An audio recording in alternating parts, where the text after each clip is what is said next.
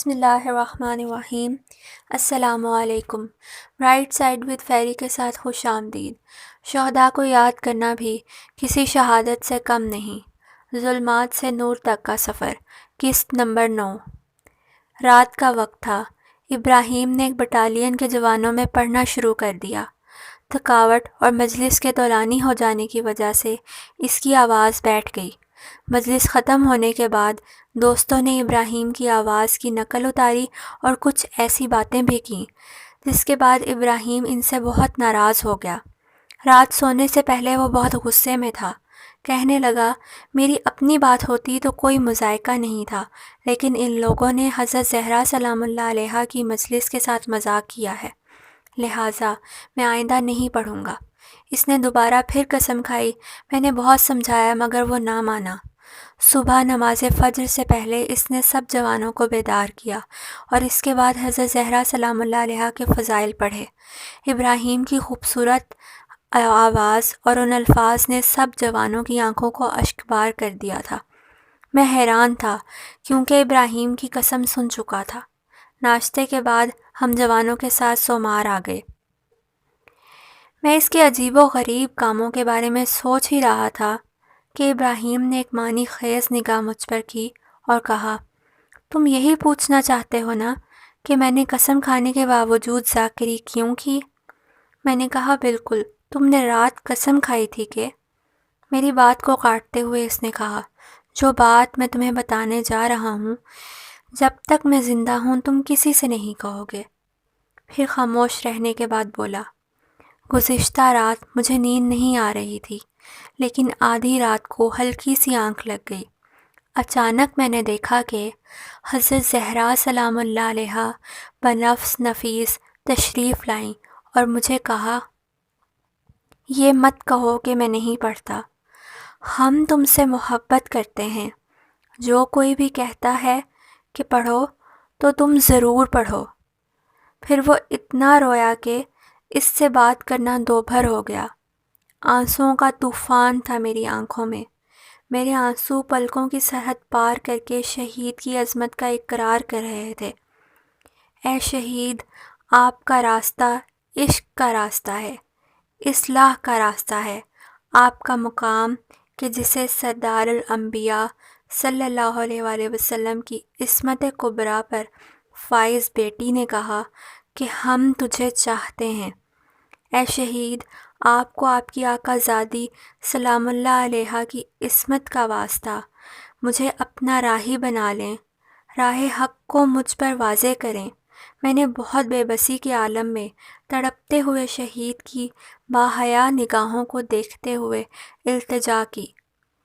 شہید نے مجھے مایوس نہیں کیا، اور اب جو کتاب کا اختتام ہونے والا تھا، اس اختتام سے میرے عشق کا سورج طلوع ہو چکا تھا۔ میں نے اپنے کھوئے ہوئے مقصد حیات کو پا لیا تھا۔ واقعہ کچھ یوں ہے۔ شہید کے ایک دوست بیان کرتے ہیں کہ میں، ابراہیم اور کچھ اور دوست مسجد کے سامنے خوش گپیوں میں مشغول تھے کہ ایک بوڑھا آدمی آیا۔ میں اسے پہچانتا تھا۔ وہ اسی شہید کا باپ تھا جسے ابراہیم بازی دراز کی چوٹیوں سے نیچے لایا تھا۔ سلام کے جواب کے بعد اس نے خاموشی توڑتے ہوئے کہا، آغا ابراہیم، تمہارا بہت شکریہ، تم نے تکلیف اٹھائی، مگر میرا بیٹا… کچھ دیر خاموش رہنے کے بعد گویا ہوا، میرا بیٹا تم سے ناراض ہے۔ ابراہیم کے چہرے پر ہمیشہ رہنے والی مسکراہٹ غائب ہو گئی۔ اس نے پوچھا، مگر کیوں؟ بوڑھا شخص روحانسا ہو گیا اور اس کی آنکھیں آنسوؤں سے تر ہو گئیں۔ کانپتی ہوئی آواز سے کہنے لگا، کل رات میں نے اپنے بیٹے کو خواب میں دیکھا۔ اس نے مجھ سے کہا، جس وقت ہم محاذ کی سرزمین پر گمنام و بے نشان پڑے ہوئے تھے تو مادر سادات حضرت زہرا سلام اللہ علیہا ہر رات ہمارے پاس آتی تھیں، لیکن اب ایسا کچھ بھی نہیں رہا۔ میرے بیٹے نے یہ بھی کہا کہ گمنام شہداء حضرت زہرا سلام اللہ علیہا کے خاص مہمان ہوتے ہیں۔ میں نے ابراہیم کی طرف دیکھا۔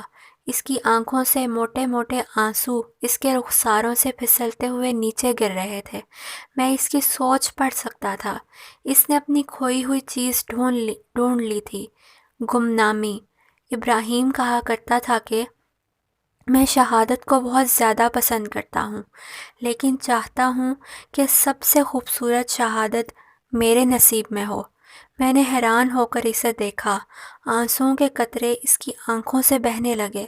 اس نے اپنی بات جاری رکھتے ہوئے کہا، اگر تم ایسی جگہ پر رہ جاتے ہو جہاں کوئی اور تم تک نہ پہنچے، نہ ہی تمہیں کوئی جانتا ہو، تم خود ہو اور آقا و مولا ہوں، پھر مولا تمہارا سر اپنے زانوں پر رکھ لیں، تو یہ سب سے زیادہ خوبصورت شہادت ہے۔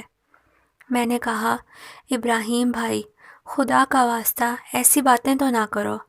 آخر کار 11 فروری 1983 کو معرکہ والفجر کی ابتدائی کے دوران 5 روز تک محاصرے میں رہنے کے باوجود دشمن کے آگے ہتھیار نہیں ڈالے، ڈٹ کر مقابلہ کیا، باقی بچ جانے والے جوانوں کو پیچھے بھیج کر تنہا زخمی حالت میں گمنامی کی راہ پر چل پڑا، اور آج تک شہید گمنام ہو کر راہیان نور کے لیے نور بانٹ رہا ہے۔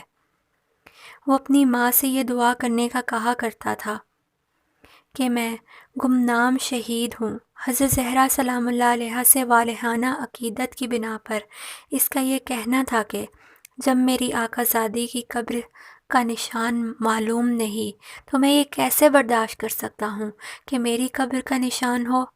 خدا نے اس کی دعا قبول کر لی۔ ایک ہی نشست میں نے یہ کتاب مکمل کر لی۔ وقت گزرنے کا احساس تک نہ ہوا۔ میرا مقصد حیات مجھ پر واضح ہو چکا تھا، جس کا میں عاشق ہو گیا تھا، جو صاف لفظوں میں شہادت تھا۔ اب میں شہید سے مدد کا طلبگار تھا کہ میں کیسے اپنے عشق تک پہنچ سکتا ہوں۔ ابھی انہی سوچوں میں محو تھا کہ اچانک میری نظر قریب پڑے موبائل پر پڑی۔ جاری ہے۔